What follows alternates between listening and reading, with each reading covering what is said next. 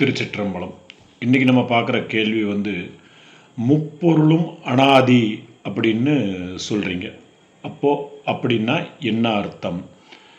அறிவுள்ள பொருளாகிய பதி பசு ரெண்டும், அறிவில்லாத பொருட்களாகிய பாசம், இந்த மூன்றுமே அனாதி பொருள்கள் தான். முப்பொருள்களும் எந்த ஒரு பொருளில் இருந்தும் இன்னொரு பொருள் தோன்றலை. அது எல்லாம் ஒரு காலத்தில் தோன்றதிலும் இன்றி உள்ளது. அது என்றைக்குமே அழியாத பொருள். தோன்றுதல் அழிதல் அப்படிங்கிற ரெண்டுமே இல்லாதனால அது என்றும் உள்ள பொருள். அப்படிங்கிற பொருளில் அவைகளை அனாதி அப்படின்னு நம்ம சொல்கிறோம்.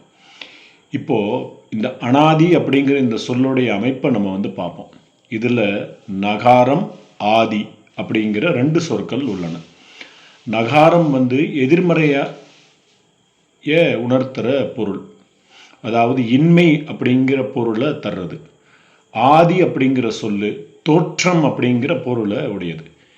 இப்போ நகாரம் ஆதி இந்த ரெண்டும் வேறு சொற்களும் வடமொழி இலக்கணத்துப்படி விதிப்படி எவ்வாறு சேர்ந்து அனாதி என்று ஆகும் அப்படின்னு ஒரு கேள்வி வரும்.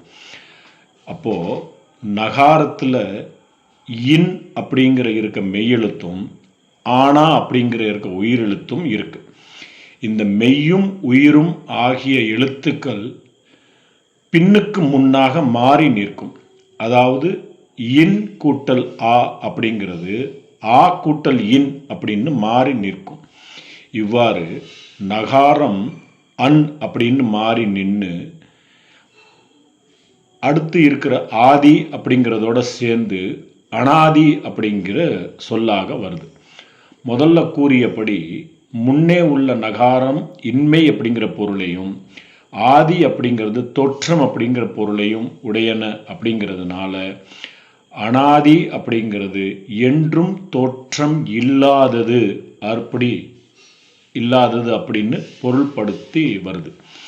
என்றும் தோற்றம் இல்லாதது அப்படிங்கிறதுக்கு என்றும் அழிவு இல்லாதது அப்படிங்கிறதும் ஒரு பொருள் வரும்.